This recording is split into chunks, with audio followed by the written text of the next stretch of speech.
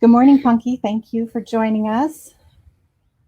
Glad you're enjoying a beautiful morning. Thank you also for providing this opportunity for us to share our learning with so many people.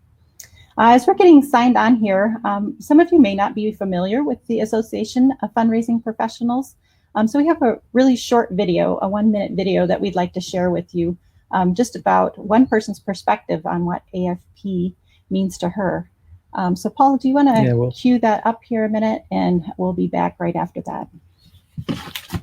My name is Barbara Anderson. I work for Michigan. I'm the statewide director of development operations. Every day, it's just a joy to get up and know that I'm going and serving the community and helping people, and it's truly so rewarding. AFP has been really a cornerstone in my career development. It has opened up networks and doors to people and other organizations that I wouldn't have been a part of otherwise.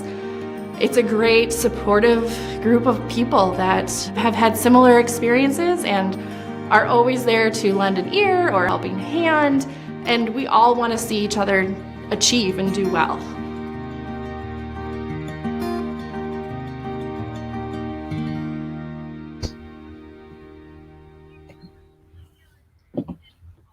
All right, thank you for that video. Welcome to those who have joined. In the meantime, we're in the pre-presentation time right here, and just welcoming people as they come on. Again, if you're new, feel free to welcome yourself in the chat and say where you're from, your name, so we can see who's here and welcome you. Great. I see one person's asking a question if this will be recorded, and it will be. And so at the end of our presentation, we'll make sure to share our handout, which we'll share later today, the slide deck, this link to this video recording. Oh, here we're at school. There goes the bell. I guess it's time to start. Exactly. So as well as a link to our actual virtual online event, so you can kind of see what we had a chance to do. So yeah, we will make all of our resources available through an email at the end of the presentation, which you of course can share with colleagues or others who are interested. See quite a few people coming from Ohio. So glad that you're joining us. Glad to share what we've learned here. For those of you that are unfamiliar, AFP is the Association of Fundraising Professionals. We're in the West Michigan chapter, and they do networking and educational events like this. And if you'd like to sign up for their mailing list or find out about more of their events, you can go to afpwm.org and find out all about AFP West Michigan. It's part of a nationwide organization, which also puts on conferences and educational events around the country. So great, glad to see so many people signed on. We have over 50 people that have signed on so far. Getting close to 8. We'll just wait one more minute, let a few more people sign on, make sure they're all good to go here. Hello, John from All Belong. Thanks for joining. Jennifer from Junior Achievement, great to see you. We've got a lot of great organizations that have joined us this morning. It's really exciting, and we're so glad that we can talk with all of you and share what we've learned. We're just waiting for a few more people to sign on here. And we also have people from all different sectors of the nonprofit world. I see education, social service, hospitals, healthcare, youth organizations. Really great to have such a broad diversity of organizations coming together. And we all have the same goal, right? And to create interesting and engaging events that help our donors feel excited about what they are able to do through our ministries and through our organizations to make our communities better. So glad that we can share one tool that we have used this spring and may need to put in our tool chest going forward. So and some of the insights we've gleaned, of course, and all the things that we had to make decisions on, and how some things we had to avoid, and some things we had to change. But yeah, we're still waiting for a few more people to sign on. We're getting, we have about 77 people right now. I think we had over 200 registrants, which is great. Exciting stuff. So we'll just wait for a few more people to sign on. But feel free to welcome yourself into the chat and tell us where you're coming from. So good to see all these people signing on. Safe Haven, thanks for joining. The Grand Rapids Public Museum. It's really great to see all these different organizations on this morning. I think we should get started. We do have a lot to cover today, so I'm just going to say we're going to jump right in. So sounds great. Official good morning and welcome. So glad that you're here for this important topic, keys to a successful virtual fundraising event. My name is Lisa Straw, and I serve as the Advancement Director for Living Stones Academy. And while we've been living through this COVID-19 era this spring, we have yet to really know all the different ways that it will affect our work as fundraisers. And I have a hunch that we may need to have a new tool in our tool chest, and that is having online events where people can gather, not in person, but online. And so we are happy to share what we've learned. We were an early adopter, and I just want to encourage you to say that our event turned out even better than we could imagine. Our goal today is to present for about 45 minutes, leave time at the end for questions and answers. And then you can put those in the chat box anytime, and we'll get to those at the end. I'd like to take a moment right now and introduce my co-host, Paul Hart. Maybe you could say a few words about why we wanted to do this presentation. Yeah, sure. Thanks, Lisa. It's really exciting to be here again, as I said, to be able to share some of the knowledge that we've learned and some of the things that we had to encountered along the way. I'm a parent at Living Stones Academy, been a parent the entire time that Living Stones has been around. So we love this place, and it's near and dear to our hearts. My role at Living Stones is a volunteer, and I've been working with Lisa for several years, and before that as a brand and communication strategist or consultant, and it's something that I absolutely love to do. Love this place, and so we just wanted to again present what we have learned along the way of having to go online and really not having a choice. But to do that when we had our fundraising event, and so we had several new things to encounter. We are not experts in all of these areas by any means, but we're early adopters, and it turns out that it ended up working really well. So we're glad you're here. And again, if you're new, if you've signed on in the last few minutes, please feel free to chat us anytime during the event.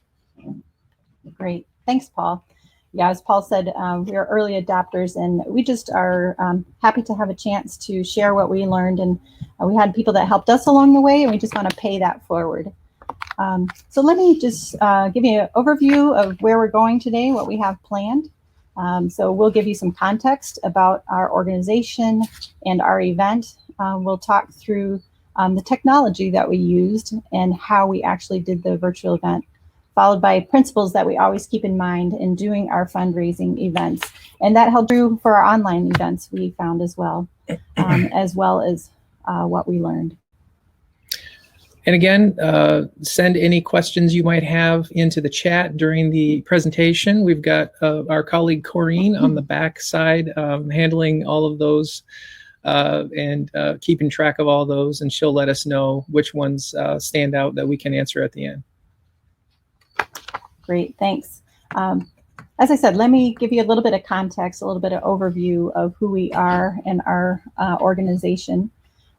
We are a private Christ-centered school. We began 10 years ago with the goal of making Christ-centered education available to more students and families.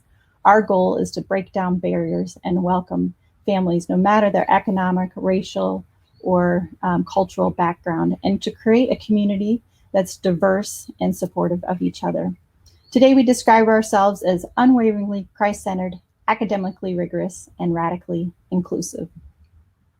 One of the ways that we are radically inclusive is to ensure that any family can afford a Christ-centered education.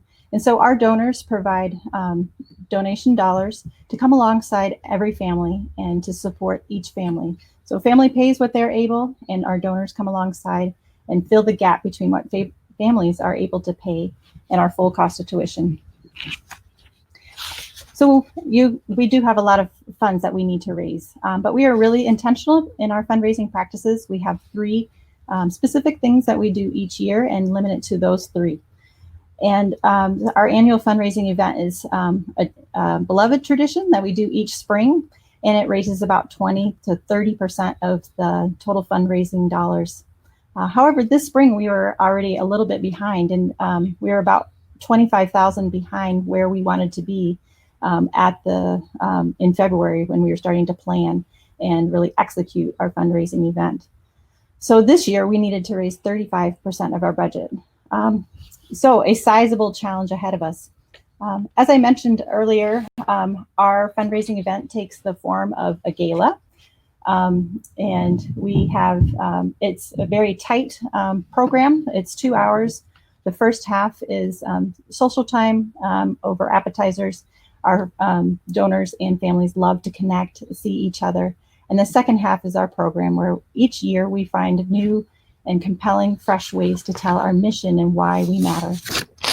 Our guests do not have a ticket price.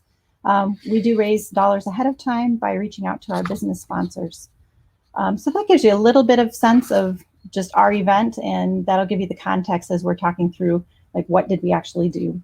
We began working on our event in November. You can see the theme there. It was creating belonging. We had the date set for late April. In late March, when it became rather clear that we would be unable to gather as a group, we decided that we were going to pivot and keep the date and as much of the elements as we could and push that to an online event. We were rather unsure how we were going to do that. We had 4 short weeks, but you know, only 4 weeks. Just change the format, keep the date. No big deal. With that decision, we faced a bunch of challenges. Well, let me talk through some of those challenges. Yeah, so, some of the things on our mind are probably some of the same things that you would encounter in this situation. How can we replace our in-person event? We take pride in our events, and we were like, oh no, how are we going to do this and make it feel the same? Where do we begin with technology? We had never done this before. Will people show up?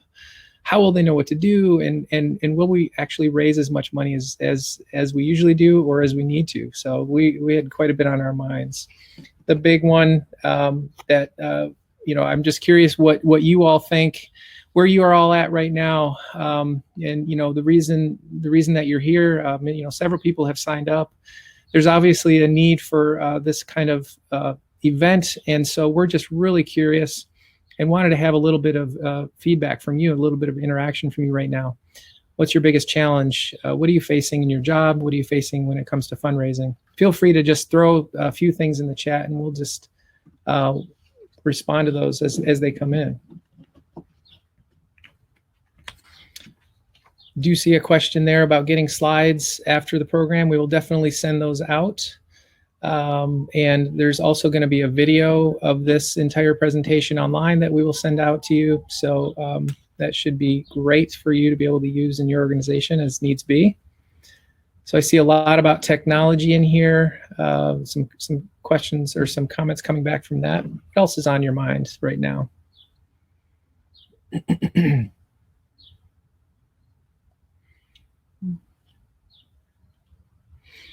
Trying out how to manage different type of event since we can't gather. Concerns about corporate sponsors pulling out. Yep, that's an interesting one.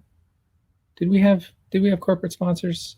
Yes, we did have corporate sponsors, but ours were certainly much lower part of our fundraising than usual. So yes, it was probably late February, early March when I was reaching out to those sponsors, and they were just in a position to say, we don't know what's coming down the pike. We don't feel comfortable this year being a sponsor. And so what we did on that context is say, you know what, we are going to honor our usual sponsors and make them a part of this event, even if they weren't able to give this year. So that is a interesting angle, and we'll have to see how that works this spring. So I see a lot of very similar challenges coming through here as you're entering those into what we had encountered.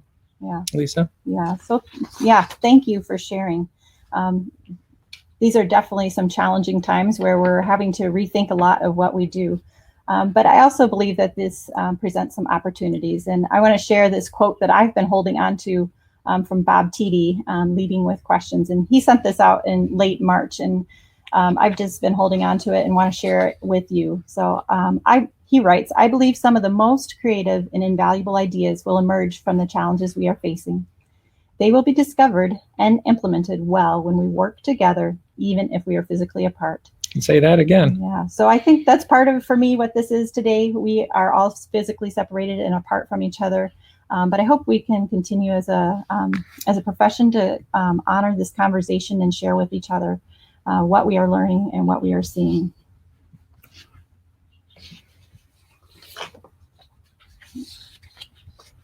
So I'd like to spend a couple minutes just explaining how we normally do events and how it was different online. You can see here on the left, normally, as Lisa mentioned, we have a gala type event, and we obviously generate excitement for that before the event via various communication methods, and work really hard to get people there who may not have heard about us before, that want to extend our network and empower our participants to spread the word. We always have a networking event before the event, usually about the hour before the event, and that's been a favorite of our donors to be able to talk with each other and get to know each other, give an overview. We always give overview and talk about why of what we do, and tie in storytelling into that, and we usually keep it to about 60 minutes to 70 minutes. We always have an explicit ask, and usually have student involvement and staff involvement in the program. And online, all of those translated, all those had to translate into to a certain degree, and that's what you see on the right-hand side. And yet our interaction, we definitely had interaction through this software, and another way, which we'll share in a minute. We had a pre-show similar to what we did today, where we got on early and had some content. And we'll talk more about the program itself, and then, as you can see, it was a little bit shorter. We definitely had a way to donate online, and then still we're able to involve students and staff through video. Great, thanks. Let me just talk a little bit about the benefits that we realized. Some of these we anticipated, and others we did not. And so you'll see the three big ones there. We were able to reduce our expenses, and that's probably no surprise. We had a 30% reduction in our expenses. However, I will say that does not count staff time. That was certainly off the chart this year. We had myself and my coworker, Corrine, as well as a number of volunteers trying to figure out how do we shift quickly and move online. But we reduced our expenses. Obviously, we did not need to pay for appetizers, desserts. We don't do a dinner per se, but we do appetizers and desserts for our programming. We didn't have drinks available. That's part of our 1 hour social time ahead of time. We obviously don't need to pay for a venue. There's no printing for the event the day of, whether that's programs or placards that are welcoming people, things that you're putting on the table, as well as centerpieces. So those are all places we saved money. We did definitely spend more money on postage, and we'll talk a little bit later about that, but we had a red envelope that we sent to everyone who registered, which was partly our gift to each of our guests. And we, of course, spent much more on technology and videography. Right. And, I would estimate that could be anywhere from $5,000 on up. So as you're starting to think about what did my costs look like, that's at least what our experience was. But I encourage you to think about saving money from your chicken meal and putting it towards good technology and bringing partners alongside of you. We're also able to expand our audience. We are no longer held back by the size of our venue. We so often need to limit who we intentionally invite to our event because of the size of the venue. We were able to increase our attendance from last year. We had 273 guests, whereas this year we had 247 households that were online with us. So That's right. well over 500 people, which was really exciting for us. We could invite and people could respond to our invitation, those who live far away. We had folks from Canada, from out west, from around the Midwest that joined us. We had people that don't usually go out at night or have limited mobility that could join us. And most excitingly, we could have all of our families join us. Around 50% of our donors are not directly related to the school. And so each year when we get to the fundraising event, we have to juggle ensuring that we have enough space for our donors, plus creating space for our families. But it does mean that some families aren't able to come and experience the inspiration that comes when they're reminded of why Livingstone exists and why this is so important. And so we were really excited to have all of our families and even some of our students participate. And I think we have a picture of that. So here's one of our students watching with her dad. And she actually wrote in her journal for her class that one of her favorite memories during quarantine was watching Mr. Winkle. You'll see him on the screen there. He's our head of school. So one of her favorite memories was watching Mr. Winkle and Stones of Hope. So love how kids in the younger generation were able to be a part of our event that night. Do you want to say just a word about folks that are tech adverse, Paul? Yeah, sure. Do we want to cover this slide now? I'm sorry. That's okay. So just say a few words. Well, you beat us to the punch, but that's okay. Yeah, sorry. That was the big culmination of our speech. No, the tech adverse. Yeah, there were several people that we were afraid that didn't have the technology or didn't have the skills to get online, and so we talked about that, and we talked about getting, getting in contact with them before the event and helping them through that. I don't know how much of that we actually did, but we did try really hard. We did to make it very easy for people to get online. And this software that we used is so simple and so straightforward that I think we had very few issues with it. Yeah, great, thanks. And our third benefit, so we had reduced expenses, expand our audience. We also decreased the burden on our donors. This was not something I had ever really thought about before until after the event, but we ask a lot of our donors.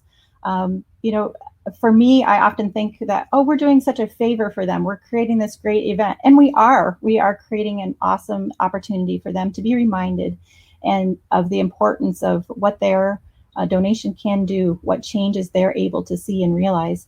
They're able to get connected to something bigger than themselves.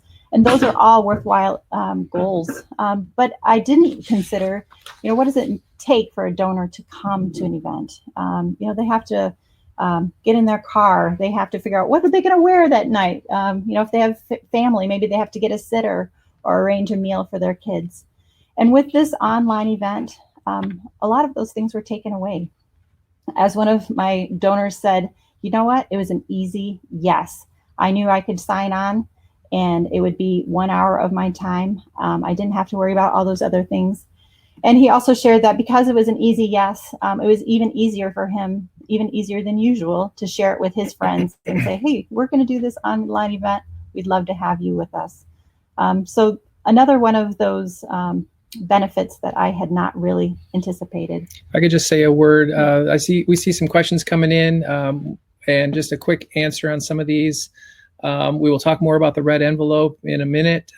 We will get to the platform and technology stuff in a minute. So hang in there. We'll be there soon. Yeah, but keep throwing those questions out there. I love it. So our biggest takeaway, we believe that the best elements of an in-person event can be replicated online. And so we want to encourage you with that today. So I believe we're now jumping into the specifics that you're asking about around technology. So you bring us there. Yep. So we're about ready to dive into the technology side of things here and talk a little bit about the team that we needed first. Before we get into technology, it definitely takes a team, and we want to, Lisa, you wanted to say a couple things about how important that is. Yeah, great. Yeah, this is a big undertaking. I was a little bit joking a little ahead of time, like, just change the format, no big deal. It is a big deal. And you'll need a different kind of team around you than you do for an in-person event. And we've sketched out a few roles that might be important for you to bring around you. Make sure that you find people to gather around you. Maybe there's other people in your organization. Maybe there's some volunteers. Maybe you'll need to hire and find a tech advisor. One company that I can recommend is Chase Creatives.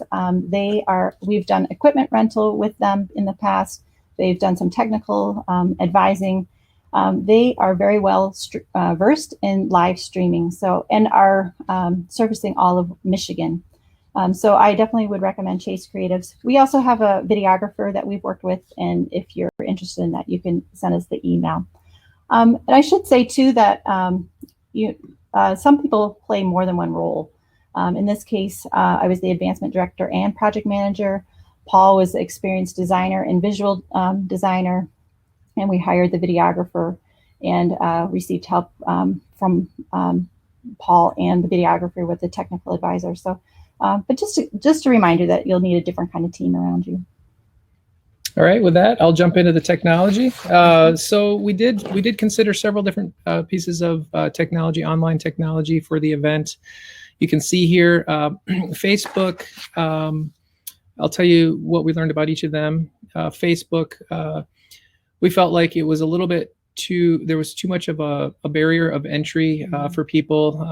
They really encourage people to have an account on Facebook. And so even though you can use Facebook as a way to present things publicly, it doesn't feel like a good experience because they're constantly wanting you to sign up for an event. So we decided not to use Facebook. For an account. For an account, yep. And we considered YouTube Premiere. YouTube Premiere is a live version of YouTube. It allows you to basically set a time for your video to go live, and it also has a chat feature. So it does feel a little bit like what we're experiencing today, but that was pretty much it as far as features, and we decided to steer away from that. We also considered Webinar Jam, which is what we're using today, actually, and it's what we ended up using for the event, and we'll tell you a little bit more about why we use that. It just had all of the, it kind of consolidated all the things that we wanted to make sure that we had in our event. From an experience standpoint, from a feature standpoint, it allowed interaction, it allowed video, it allowed us to send people to a link to our website, and it just really had everything that we needed. And the last one that we considered was Zoom. Zoom has a very nice feel to it because it feels live. It had that going for it. It feels like a live event where you're all in the same room, but Zoom has its issues as well. It's hard to sometimes control the muting and unmuting and of things, and so we wanted a little bit more control. And also the big one with Zoom is that we found out that playing video through Zoom is problematic, or at least that's how we encountered it at the time. So we were looking for something that could compress the video in a way that was going to stream it seamlessly, and that was another reason why Webinar Jam was a good solution. Now, Webinar Jam isn't the only webinar software out there. I'll just say there are other webinar softwares out there, some of them more pricey than others, but for the reason we chose Webinar Jam is because it was super easy to use and very easy to set up. Yeah, great. Let me just quick interrupt. Paul mentioned this earlier, but just to make it a little bit more concrete, one of the reasons that we decided to use Webinar Jam is that we wanted to integrate a live portion with some pre-recorded video. And so that is a main reason why we steered away from the YouTube Premiere, because we wanted that feel of both. Paul, you want to just talk through these next few slides here? So this is a screenshot of the event. As you can see, it's very similar to what you're experiencing today. We had the chat, and on the lower right-hand side of this screen is a button that you can click, and that's another feature of Webinar Jam. And then the next slide shows a little bit of the behind the scenes. It was in this very room that we're sitting today, Lisa and I sitting there at the command center, as we called it, with our computers. I think we had 3 computers set up for various reasons. And Aaron and the cameraman stood there over where the camera is, and we had lights. And then the next slide shows you kind of what it looks like from our viewpoint, where Aaron was standing when he was presenting. And the next slide shows from his point of view what it looked like. We actually had a couple of monitors set up for him to be able to see what everybody else was seeing, and then also allowed us to communicate with him if we really needed to. And that's Joel, our video person there standing there. Yeah. Great. So that kind of wraps up the technology. How did we do it?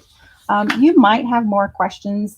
We didn't want to get too technical, and you might have questions that are specifically for your situation.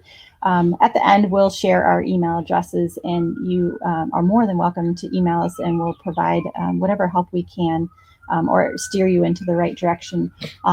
You might be interested in, where can I find somebody that helps with the visual design or the experience of the user, and we'll touch on that a little bit more, but Paul has would have some suggestions on that too. So we'll jump into this third of 4 sections around the principles behind our fundraising events, and talk through each of those and show how they remain the same despite the change from an in-person event to our online event. So here you'll see the 4 principles, and let me take the first one: communicate clearly and simply. So in this section, I'll talk about how we communicated, and then more specifically what we actually sent out. If you go to the next slide, Paul, that would be great. So each communication that we send is visually interesting and simple to follow. We used direct language and usually a graphic as well, whether that's an image or, as you see, our event invitation. The design and the language all help to lead the reader through and help them digest what we're trying to share. So use of white space, headlines, and graphics are all important and an element of all the emails that we sent. We did, because we had a short timeline, rely very heavily on email and Facebook and Instagram to get the word out. In this instance, we mentioned some of the challenges at the very beginning. This year, we had the added challenge of explaining to people what is an online event. We'd never really experienced that before, and so that was part of our communication. The donors wanted to know, what can I expect from an online event, and how can I participate? That might be especially true for those who are less tech savvy and wondering if they could even participate. So there you'll see an example of one of the emails we sent. If you go to the next slide, I'll talk a little bit about what we communicated. So for us, communication is a way we steward our donors and build excitement for our events. One of the things that you'll want to do for an online event, just like you would for an in-person event, is create that communication plan or schedule. And it's a delicate balance between too often where you become annoying and not often enough where the donors miss the importance of it. But I wanted to share a little bit of what we had done, just so you have an idea of our schedule. Yours, of course, would be different and part of your context. So November, we begin planning for the event. We select our theme. In January, we send out the Save the Date postcard for our top donors. That is usually hand addressed with a note from myself, our executive director. In late February, we mail out the invitations and begin contacting our business sponsors. In March, we connect with some of our donors and ask them to be ambassadors and invite friends and family to the event. This is, as I mentioned, is an event that we do every year. So we have a sizable number of our donors that do make a commitment to come every year. We also have a sizable group that is new to the event, and part of that is through our ambassadors. And they, of course, help generate enthusiasm and energy for the event as well. March 27, just 4 weeks before our event, we decided to pivot and change to the online event. We had already had the invitations had been out, people had been RSVPing online. So we had the opportunity to call all of those folks. We had a group of several volunteers and a staff member call, I believe, about 100 people that had already RSVP'd or our usual attenders. And so that was a great time to get out on the phone and call people, see how they were doing during that quarantine time, and encourage them to sign up online. I think that was a huge key to part of our success was those emails. As I mentioned, or sorry, those phone calls. As I mentioned, from there on out, we did have to rely heavily on email. We did post the event on Facebook. Through it all, we encouraged an RSVP online. After the RSVP, people immediately received an email saying thanks and letting them know that we'd be in touch with more details. And so that was the beginning of their feeling welcomed to the event. And so from that point of which they're RSVPing all the way through to the actual signing on the event, we wanted to make sure that people felt welcomed and a part of the event. So 1 week ahead, we sent the reminder and encouraged more people to RSVP. We had about 119 RSVPs at that moment, at that time. A few days ahead, again, a reminder, encouragement to share with their friends. And 2 days ahead, maybe you can share this slide. Mm-hmm. 2 days ahead, we gave the specifics. Okay, here's how you can sign on that night.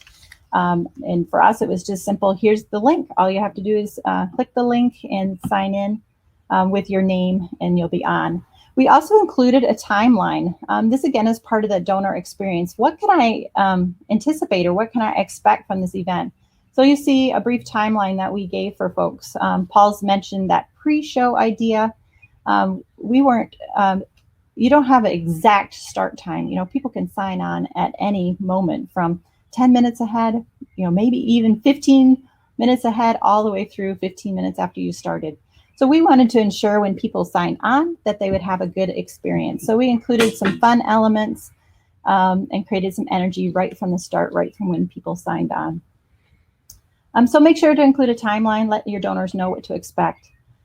We send another reminder 1 hour ahead, and then after the event, thanking people for coming, including information on how they can give in case they missed that during the presentation. It was a fundraiser after all.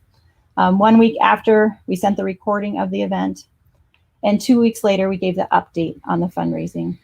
And I'll just give you a sneak peek that 2 weeks after event, we were able to announce that we had reached our goal for the year. And that was far exceeded our expectations. We had never been able to do that before with our in-person events. And we were just so grateful and so blessed that our donors showed up for us.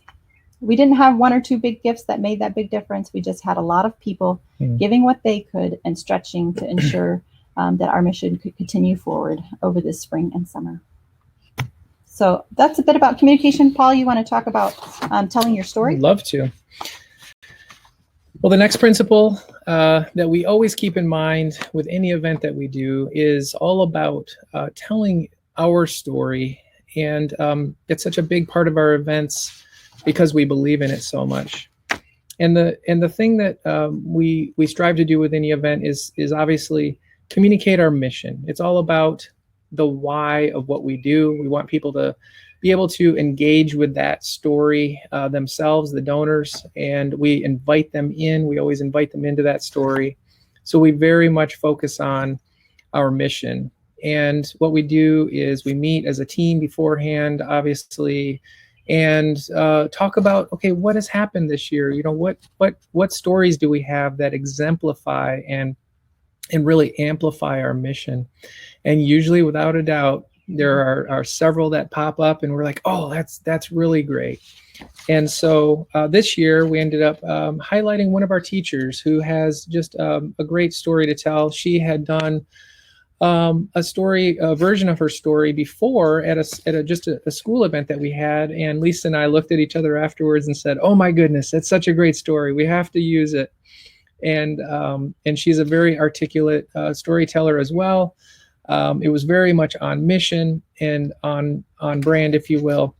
And so Cassie, you'll see a little bit later how that worked, but we ended up filming her story to make her feel a little bit more comfortable instead of choosing to do her live, and it worked out really well that way. So let me just tell you a little bit more about why story is so powerful and why we believe in it so much. You can go to the next slide. Yeah. So when we design our events, we always consider the event itself as a story. And so there's not only the story we tell within that highlights our mission, but we actually see our events as a story. And we bring along, as I mentioned, we bring along our donors to enter into that story on a journey. And each story, as you know, you've been taught in, I think, elementary school, each good story has three main elements. It's the beginning, middle, and end. Well, what does that mean? It really is setting the context in the beginning, and by that we mean getting at why we do what we do, why it's so important, what the challenge in this world is, what the problem is we're here to solve. And then we spend a lot of time usually through our main story telling a little bit how we address the problem. And we always talk to the audience about that, and we point out the fact that our school exists to address a problem, which is really our mission. And then, well, what does that mean? What does that all culminate in? Well, it results in all these positive things. So we make sure and point out what the result of our work is. And so between that narrative arc, if you will, that overarching arc is the thing that drives our entire event. And once we lay out that basic outline, all the other pieces are meant to serve that. So if you go to the next slide, we'd like to show you just a brief version of the video that we showed that night, just to give you a little flavor for how that went. Now, what I would like to do is introduce you to someone who is on the front lines of creating belonging here at Livingstone's Academy. Ms. Cassie Gutierrez serves on our preschool team as one of our instructors. Ms. Gutierrez knows what it takes to create belonging, in part because of her own experience as a child and what she experienced there. If you listen carefully, you will also hear how God has redeemed parts of her past to prepare her for the work that she's been called to now. For the next few minutes, will you please give your undivided attention as we listen to Miss Cassie Gutierrez.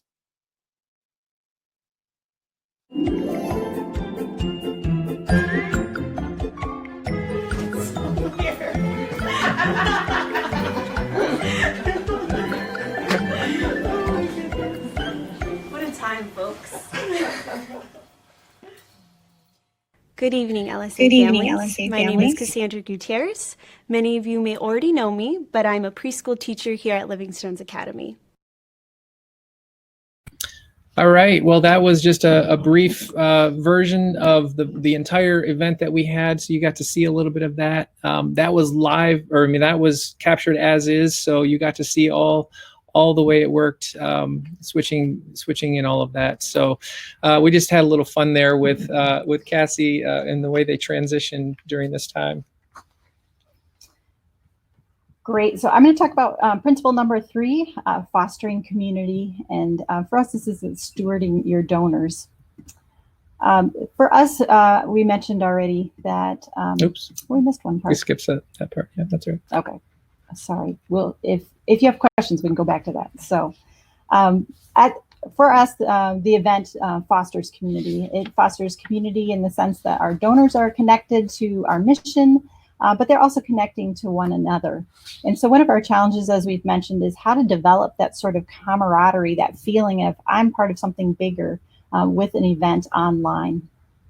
So one of the important decisions that we made early on that I feel like really served this purpose was to decide, you know what, we're going to create an event that everyone experiences at the same time, just like our in-person event.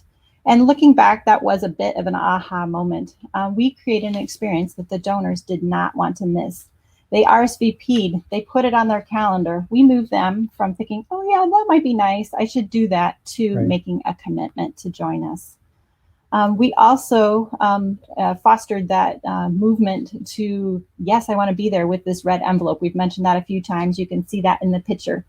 For us, that started as just a small package. We had created magnets with student artwork to give to our guests that night. And it started as, how are we going to get these to our donors? We already have them. We need to get them out.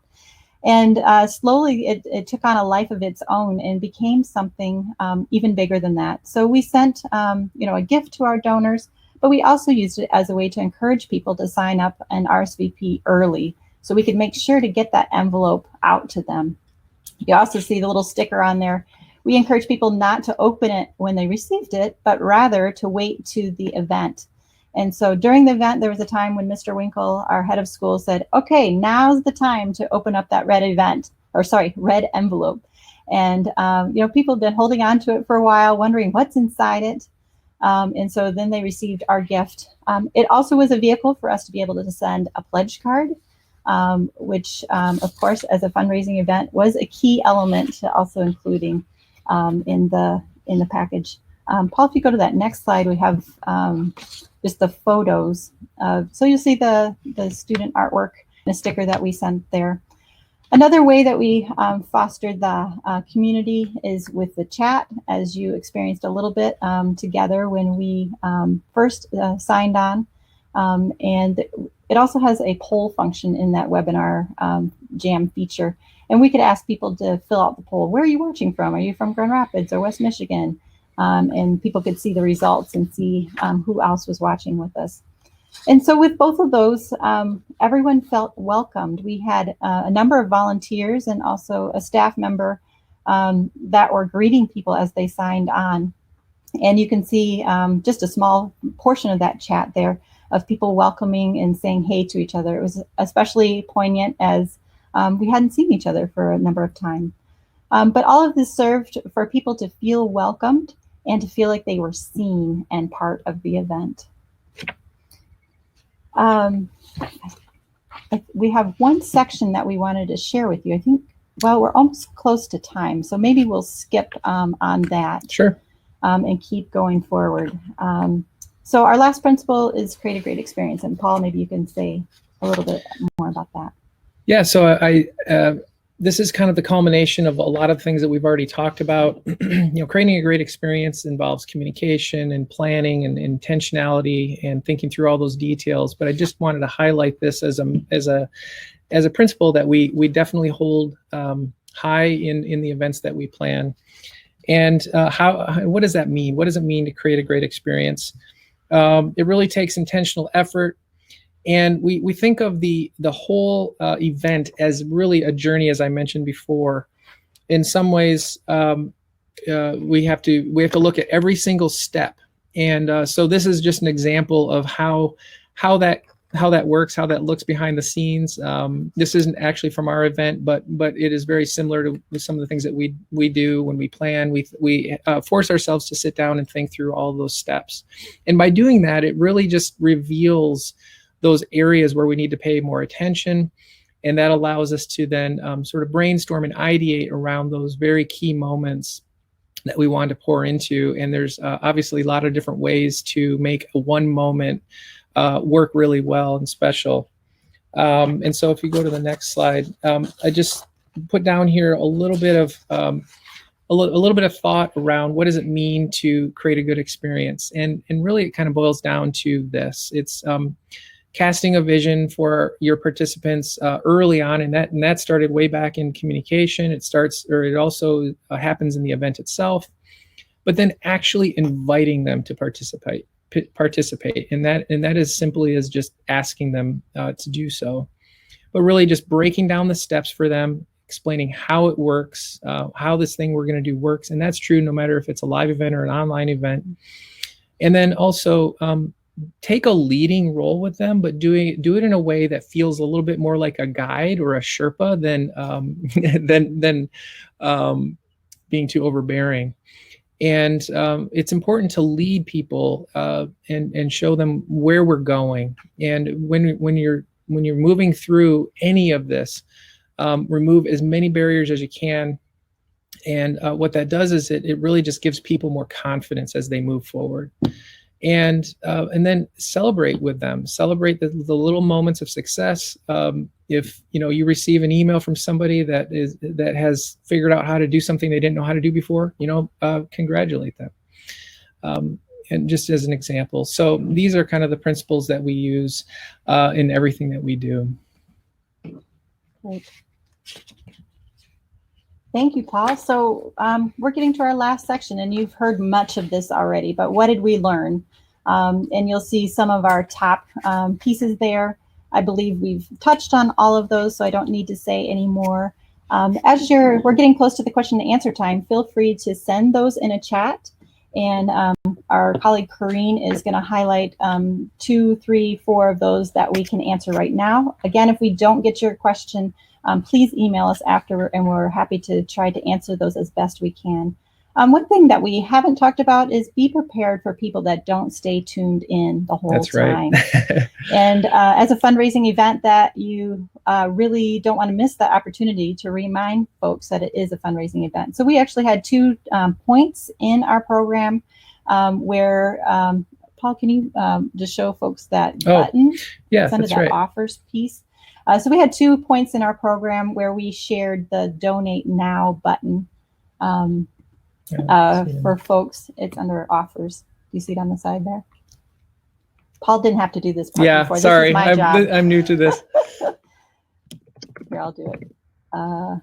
Okay. Well, Okay, sorry. there we go. See, we there each have it our is. roles we play. Anyway, so now you should see our Donate Now button that we put up 2 different times and made a specific ask around that, just letting people know that what our needs were at this point in the school year. You, of course, are welcome to also click right now and donate to LSA.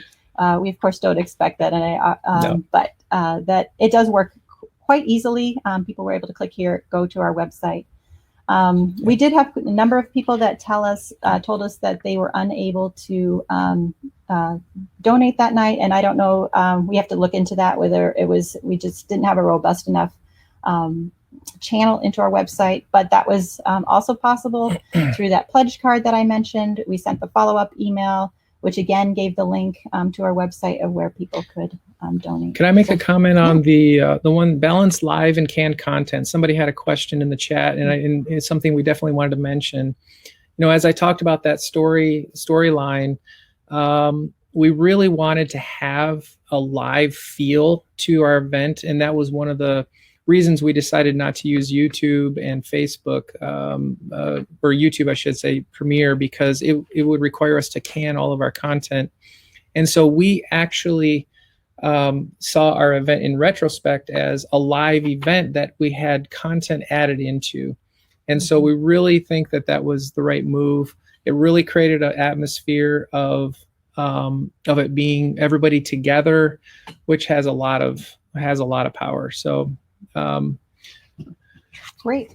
Well, there's a few aha moments that we'll just flip through here, but do send in your questions while we're finishing up here, so we make sure we have time for those.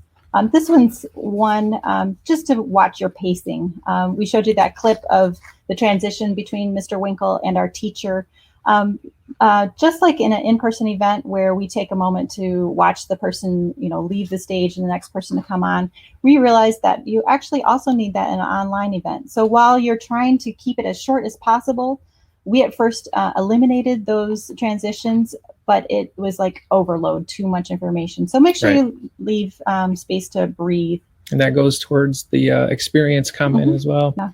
Yeah. And your community, we found that our community showed up, and we gave them space to do that. We invited them in, and they actually all were excited to be there. And I think your community will have the same.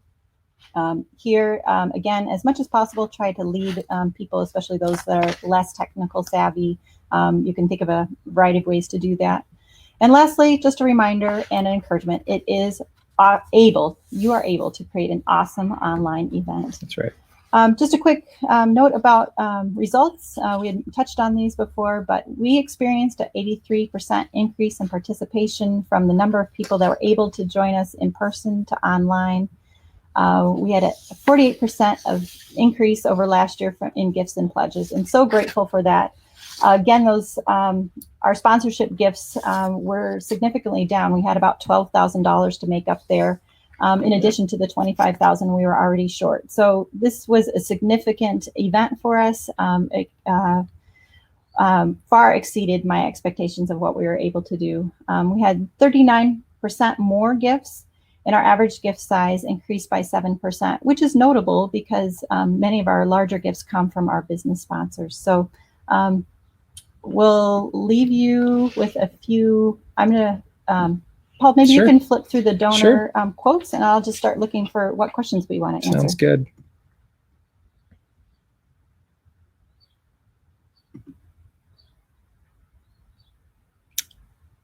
Feel free to add your questions in as we go through these.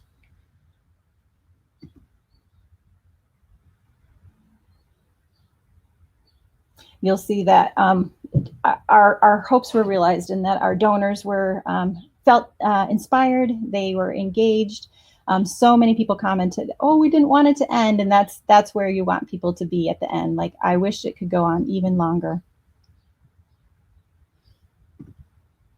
I see some questions coming in.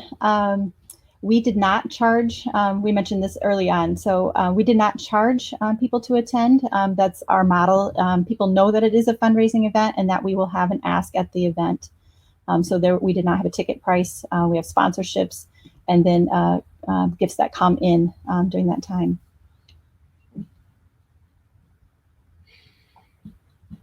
What would we do differently if we had more time? I don't know. It'd be hard one to answer. I think we could have spent a little bit more time. We mentioned the less tech savvy folks. We had brainstormed that, you know what, we could bring them a Chromebook and show them how to get online. That's right. And, you know, that was just not something we were able to do. You know, what a personal touch that would be to be able to do that with some of your older folks. Maybe you could, afterward, we also didn't have time to do this, is, you know, create a CD that you bring to your donor, and maybe you watch part of that with them later. So that was a piece that I think we could do differently. I can answer this one. How did Webinar collect the funds, or did it go straight to our party platform? It went straight to our party platform. We use a third party called Bloomerang to do all of our online donations, but we sent them right to our website where our Bloomerang form lives. Yeah, and somebody asked to see that button again, so I'm just going to show it here. Sure. If you click on that blue bar, you'll go directly to our website.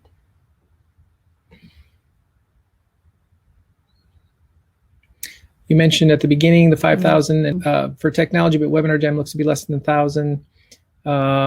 What other tech costs did you have, Lisa?